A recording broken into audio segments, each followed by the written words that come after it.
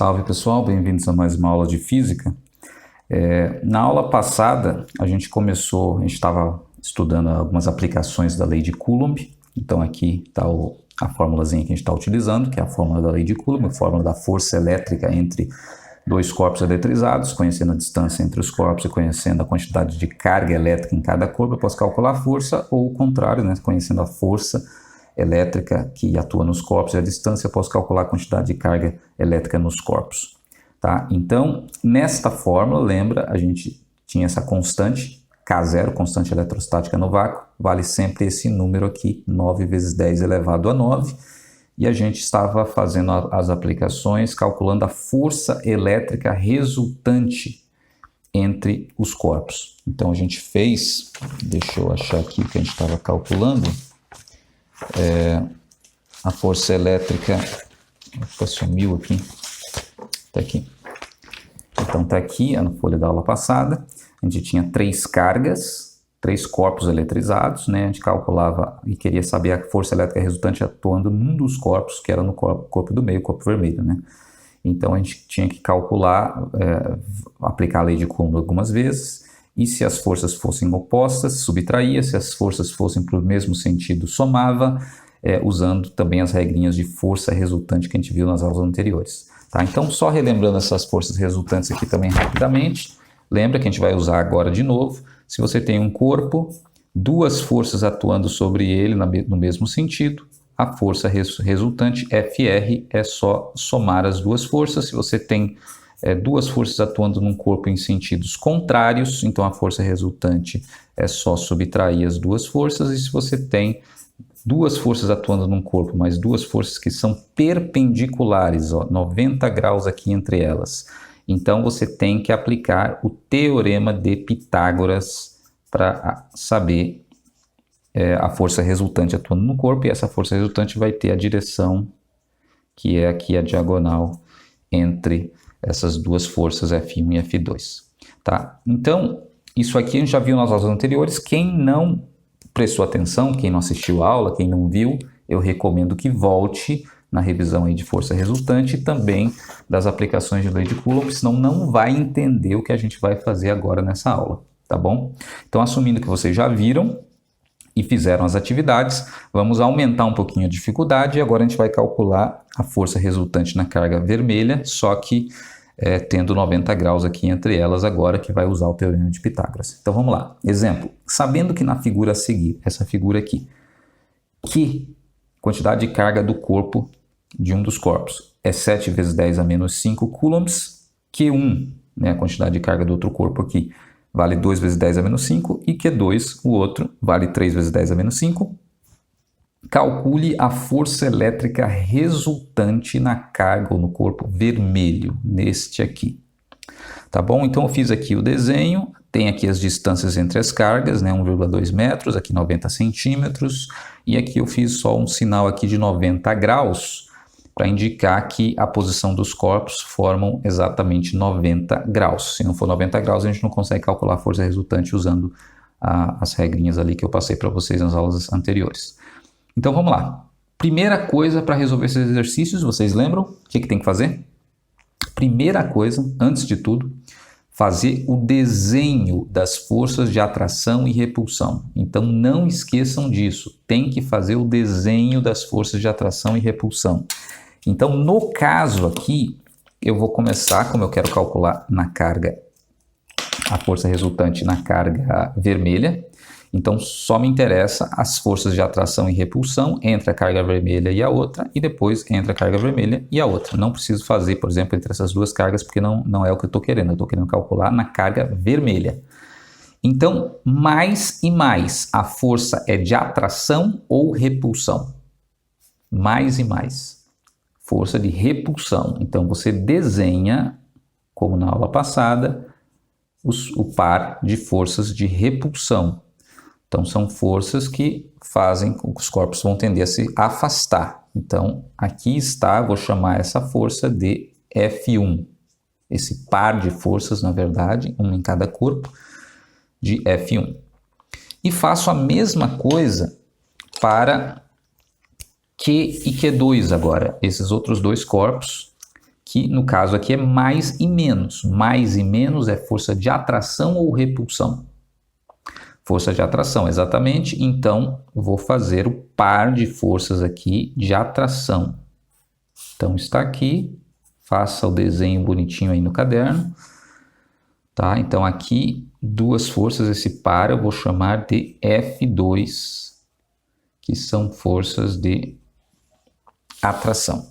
Então, tá aí, o desenho tá feito. Mas lembra, o que interessa aqui desse desenho para a gente vai querer calcular a força resultante atuando na carga vermelha, é o que está dizendo aqui, no corpo vermelho. Então, eu vou recortar aqui só o corpo vermelho, com as forças que estão atuando sobre ele. Então, é só isso aqui que me interessa. Então, vou desenhar ele separado, para ficar bem claro. Fazer aqui do lado, corpo vermelho, e as duas forças que estão atuando sobre ele. No caso aqui, F2 e F1. Então, tá aí. É só essa parte aqui que me interessa para calcular a força resultante. Esses dois corpos, essas outras forças aqui, não interessa. Só no corpo vermelho. Por quê? Porque o exercício está pedindo. Calcule a força elétrica resultante no corpo vermelho. Então, só nesse. Mas para calcular a força resultante do corpo vermelho, eu preciso calcular primeiro essa força de repulsão F1 e depois a força de atração F2. Então, é isso que a gente vai fazer agora. Então, calculando a força F1. Então, como calcula a força F1? Aplica a lei de Coulomb. Então, K0 vezes as duas cargas, que no caso aqui são essas duas cargas aqui, Q e Q1. Então, vou colocar aqui Q e Q1, tudo isso dividido pela distância entre elas, né, d ao quadrado, distância entre elas que é 90 centímetros, mas lembra, a gente não usa centímetros nessa fórmula, usa só metro, então divide por 100, 90 centímetros é 0,9 metros. Então vou colocar aqui 0,9 ao quadrado, esse quadrado lembra sempre da fórmula d ao quadrado. Agora eu vou substituir os outros números, então vai ficar F1 igual K0 é 9 vezes 10 a nona, sempre nessa constante. Q1, 7 vezes 10 a menos 5. E Q1, 2 vezes 10 a menos 5. Então tá aí, tudo isso dividido pela distância ao quadrado, 0,9 ao quadrado, é 0,9 vezes 0,9, que vai dar 0,81. E agora resolve, como a gente já aprendeu, resolver as operações de potência de 10. Fazendo essas operações, eu posso multiplicar os números que não são potência de 10 primeiro. 9 vezes 7 vezes 2. Então vai dar... Deixa eu ver se eu já fiz aqui. 9 vezes 7 vezes 2 vai dar 126. E agora resolva as potências de 10. 10 elevado a 9, 10 a menos 5, 10 a menos 5. Então, repete a base, soma os expoentes. Então, 9 menos 5 menos 5, se você fizer essa conta, vai dar menos 1. Tudo isso divididos por 0,81. Agora, 10 a menos 1, quanto que é esse valor? Ó, vou voltar aqui na aula passada para a gente ver que eu fiz aqui um esqueminha para vocês. Ó. 10 elevado a 0 é 1. 10 elevado a 1 é 10. E 10 a menos 1 é 0,1. Tá? Então, aqui, no caso, 10 a menos 1 posso substituir por 0,1. Então, vai ficar 126 vezes 0,1 divididos por 0,81. Agora, resolvo. 126 vezes 0,1, faz na calculadora lá, você vai ver que vai dar 12,6. É só mexer a vírgula uma casa para o lado, né? Divididos por 0,81. Na calculadora, que você vai fazer isso, vai ver que vai dar 15,55. Tem mais números, mas vamos padronizar aqui, pegar duas casas só depois da vírgula, para não ficar carregando muitos números aí nos cálculos. Ok? Então, cálculo do F1, Então, substituí os valores, achei o resultado. Agora eu vou calcular o F2, que é o que a gente precisa também. Então, F2 é a força entre quem? Então, F2 vai ser K0, a fórmula aqui, as duas forças, só que as duas forças agora de F2, veja, é Q e Q2. Então, vou colocar aqui Q vezes Q2, tudo isso dividido pela distância entre Q e Q2, que é quanto? 1,2 metros. Veja que já está em metro, não preciso transformar. Então, 1,2 ao quadrado. Não preciso transformar, já está em metro.